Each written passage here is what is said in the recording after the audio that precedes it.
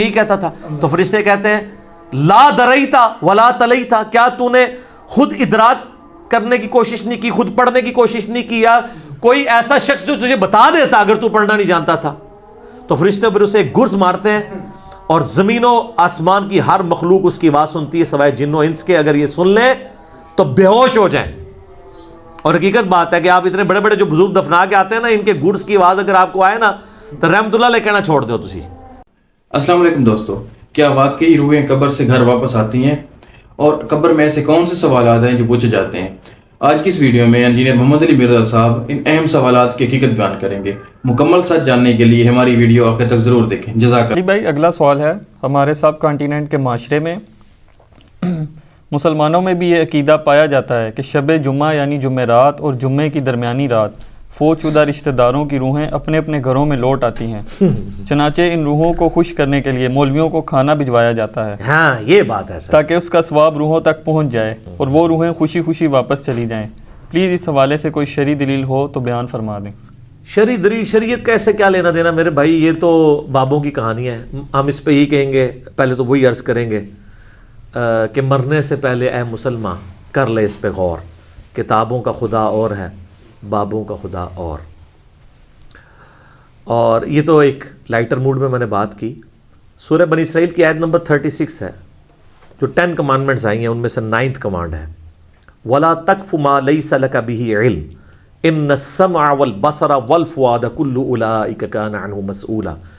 انسان کسی چیز کی پیروی اس وقت تک مت کر جب تک کہ تجھے اس کے بارے میں ڈیفینیٹ علم نہ حاصل ہو جائے. بے شک کان, آنکھیں اور عقل, دل یا دماغ, کوئی بھی چیز, اس کے بارے میں تجھ سے پوچھا جائے گا کہ ان 3 انسٹرومنٹس کو استعمال کر کے تم نے حق بات تک پہنچنے کی کوشش کیوں نہیں کی. تو مجھے بتائیے, کیا ریویلڈ نالج میں جو کتاب و سنت کا علم ہے یا ایکوائرڈ نالج میں کہیں یہ بات ملتی ہے, یہ والی کہانی کہ روحیں واپس آ جاتی ہیں؟ یہ تو ہندوؤں سے مستعار لیا گیا عقیدہ ہے. ان کے ہاں یہ آتما کا ایک کانسیپٹ ہے کہ جو بری آتما ہے وہ بھٹکتی رہتی ہے اور اچھی آتما جو ہے وہ پیس کے اندر چلی جاتی ہے. وہ تو جناب, وہ تو یہ کہتے ہیں زلزلہ بھی آتا ہے, گائے نے ایک سینگ کے اوپر اٹھایا ہوا ہے کیا نام ہے زمین کو, اور جب تھک جاتی دوسرے پہ. تو یہ ساری توہمات ہیں. کالی بلی راستہ کاٹ دے نحوست ہے, توہمات ہیں. جوتی پہ جوتی چڑھ جائے, سفر لکھا ہوا ہے, توہمات میں سے ہے. کوا گھر کی منڈیر پہ بولے تو کوئی مہمان آنے کا پیش خیم ہے, یہ سب توہمات ہیں. رات کے وقت جھاڑو نہیں دے سکتے, ناخن نہیں کاٹ سکتے. اتنی تہمت پرستی جو ہے وہ چل رہی ہے ہمارے معاشرے کے اندر. چونکہ ہم لوگ ہندوؤں کے ساتھ رہے ہیں, لہذا یہ ساری باتیں وہیں سے آئی ہیں کہ روحیں واپس آ جاتی ہیں گھروں میں. کوئی روح نے ادھر آ کے کیا کرنا ہے, وہ تو سورۃ المطففین میں ہے کہ وہ علیین اور سجین کے اندر ہے. نیک روحیں جو ہیں علیین میں, بری جو ہیں سجین کے اندر ہے. ان کا اب اس دنیا کے ساتھ کیا لینا دینا ہے؟ ہر بندے کی ایک یونیک روح ہے, انڈیپینڈنٹ روح ہے, اس کا دوسرے کی روح کے ساتھ کوئی تعلق نہیں ہے. تو دوسرے کے جسم میں جانے کی بات ہی نہیں ہے, بھٹکنے کی بات ہی نہیں ہے. بیسیکلی شیاطین ہیں جو, اب چونکہ شیطان جو جنات کے اندر شیطان موجود ہیں ان کو تو ہم لوگ دیکھ نہیں سکتے, تو وہ مختلف قسم کی شکلیں دھار کے پبلکلی آ جاتے ہیں سامنے, تو لوگ سمجھتے ہیں یہ اسی بندے کی کوئی روح آ گئی ہے واپس. اس طریقے سے نہیں ہوتا, یہ بالکل جھوٹی باتیں, اسلام کا اس سے کوئی تعلق نہیں ہے. باقی جمعراتیں جو بیچتے ہیں وہ روٹی روزی ان کی چلنے دیں آپ, وہ جمعراتوں کی وجہ سے ہی تو یہ عقیدہ انہوں نے گھڑا ہوا ہے. ویسے ان کو بھی آپ جا کے ایک سائڈ پہ کر کے پوچھیں نا کہیں لکھا ہے تو کہیں گے ہے کوئی نہیں ہے, لیکن اصالِ ثواب کے لیے ہمیں جمعرات دے دیا کریں. تو ٹھیک ہے, میت کی طرف سے صدقہ ہو سکتا ہے. میرا تو اس کے اوپر لیکچر ریکارڈڈ ہے, مسئلہ 74, میت کی طرف سے صدقہ اور خیرات کا ثواب اسے ملتا ہے. صحیح مسلم میں حدیث ہے کہ میت کو 3 اعمال کا ثواب پہنچتا ہے. نمبر 1, علم کی بات جو اس نے اپنی زندگی میں کی, اس کے مرنے کے بعد بھی اسے ثواب ملے گا, جیسے امام بخاری امام مسلم کو مل رہا ہے. دوسرا, صدقہ جاریہ, جو اپنی زندگی میں کوئی نیکی کا کام کیا اس کے بعد بھی جاری رہا, اسے ثواب ملے گا. تیسرا, نیک اولاد جو اس کے لیے دعا کرتی ہے.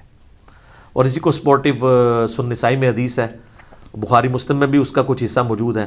جو سعد ابن عبادہ سفر میں تھے تو ان کی ماں پیچھے سے فوت ہوگی, ان کا یا رسول اللہ میرا ارادہ ہے کہ میں اس کی طرف سے صدقہ کروں تو اسے ثواب ملے گا. آپ نے فرمایا ہاں. تو انہوں نے کنواں کھدوا دیا اور اس کا نام ہی پڑ گیا, یہ ام سعد کا کنواں ہے. تو وہ صدقہ اور خیرات کریں, مولویوں کی روٹی روزی لگا کے رکھیں. لیکن باقی ان سے زیادہ حقدار آپ کے غریب رشتہ دار ہیں, غریب ہمسائے ہیں. مولوی تو یقین کریں آلموسٹ روزانہ ہی چھوٹا گوشت کھا رہے ہوتے ہیں, وہاں لوگ بکرے دے کے جاتے ہیں. غریب رشتہ داروں کو کوئی جو ہے ایک چھٹانگ چھوٹا گوشت لے کے دینے کے لیے تیار نہیں ہے. اور یہ لوگ عیاشی کی زندگی گزار رہے ہوتے ہیں. آپ ان سے پوچھیں, وہ کہتے ہیں دیکھیں یہی تو برکت ہے, ہم نے علم دین حاصل کیا تھا تو ہم کھا رہے ہیں. یہ لادہ بات ہے کہ قرآن میں آتا ہے کہ اللہ کے نیک بندوں کی نشانی ہے جو اپنے مال میں سے دیے ہوا اللہ کی راہ میں خرچ کرتے ہیں, لوگوں کا دیا ہوا اپنے اوپر خرچ نہیں کرتے. بالکل 180 ڈگری ہے, لیکن قرآن پڑھا ہو تو پھر پتہ ہونا ان کو. بھالے اس کا جواز موجود ہے, یعنی غریبوں کو, چاہے وہ علماء کرام ہوں یا ائمہ مساجد ہوں, آپ کھلا سکتے ہیں.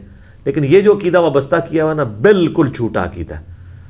قرآن تو بالکل اپنے مقدمے میں واضح ہے. سورہ یاسین کے اندر اللہ تعالیٰ نے واضح طور پہ فرمایا, آپ سورہ یاسین 22ویں پارے سے شروع ہو کے 23ویں میں ختم ہوتی ہے, تو آپ پہلے ہی صفحہ جو ہے نا 23ویں صفحے کا, اس میں اللہ تبارک و تعالیٰ نے فرمایا, آیت نمبر ہے 31, الم یروا کم اہلکنا قبلہم من القرون انہم الیہم لا یرجعون. کیا انہوں نے نہیں دیکھا کہ ہم نے ان سے پہلے کتنی امتیں ہلاک کر دی ہیں, وہ اب کبھی بھی واپس دنیا میں لوٹ کے نہیں آنے والی.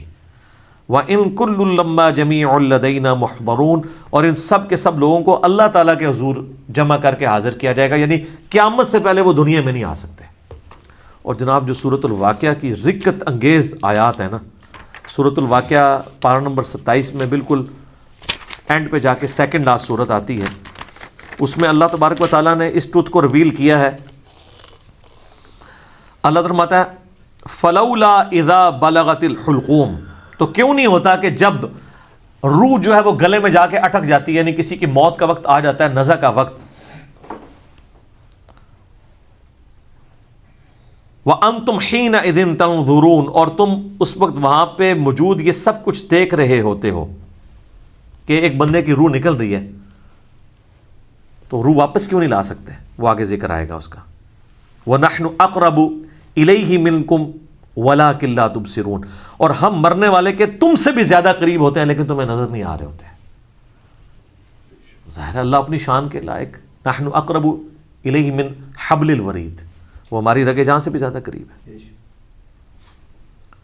فلولا ان کنتم غیر مدینین, تو تم کیوں نہیں جو ہے وہ بدلے دکھ کے دین کے معاملے میں کوئی اسکیپ روٹ کیوں نہیں اختیار کر لیتے؟ کہاں بھاگ کے جا سکتے ہو تم؟ ترجعونہا ان کنتم صادقین, تو لوٹا لو نا اس کی روح اگر تم سچے ہو تو, مرے ہوئے کو واپس لے آؤ. تو یہ اللہ تعالیٰ نے بیسیکلی اس کا کانٹیکس یہ چل رہا ہے کہ اللہ تعالیٰ یہ بتا رہا ہے کہ اس کائنات کا کریٹر میں ہوں, زندگی موت کا مالک میں ہوں. اگر تم سمجھتے ہو یہ تمہارے اختیار میں ہے, تو جو مر رہا ہوتا ہے اس وقت تم بھی کس پرسی کے ساتھ پاس ہی کھڑے ہوتے ہو, تو اس کی روح کیوں نہیں لوٹا لیتے؟ یہ بھی اس کے ثبوت میں ہے کہ جو بندہ مر گیا وہ اب دنیا میں واپس نہیں آئے گا. یہ بالکل اجماعی عقیدہ ہے, اس کے خلاف کوئی عقیدہ رکھتا ہے تو وہ کفری ہے. البتہ صحیح بخاری اور صحیح مسلم میں اشارتاً موجود ہے روح کا لوٹنا اس حوالے سے کہ وہ قبر کے اندر, جیسا کہ برزخی معاملہ ہے, ہمیں نہیں پتا, کہ جب مردے کو دفنا کے جاتے ہیں تو وہ جانے والوں کے قدموں کی آہٹ بھی سنتا ہے, تاکہ اس کی حسرت میں اضافہ ہو اگر بدکار ہے, اور نیکوکار ہے تو وہ خوش ہو جائے کہ میں اپنے مال اپنے ساتھ لے کے آیا تھا. وہ تو بخاری میں آتا ہے میت اپنی چارپائی پہ کلام کرتی ہے دفنانے سے پہلے, جنوں انس کے سوا ساری مخلوقات سنتی ہیں, کیونکہ وہ مکلف ہے نا, شریعت کے مکلف ہے نا.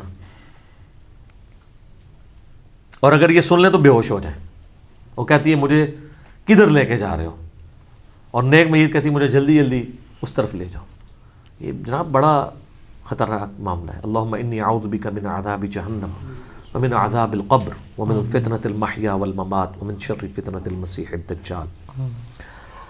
بخاری مسلم میں حدیث ہے, نبی الاسلام نے فرمایا, سورہ ابراہیم کی آیت نمبر 27 ہے نا, یثبت اللہ الذین آمنوا بالقول الثابت فی الحیات الدنیا وفی الآخرہ, کہ اللہ تعالیٰ اہل ایمان کو دنیا کی زندگی میں بھی اس قول پر ثابت قدم رکھتا ہے اور آخرت کی زندگی میں بھی. تو نبی علیہ السلام سے پوچھا کہ یہ کون سا قول ہے, تو آپ نے فرمایا لا الہ الا اللہ محمد رسول اللہ.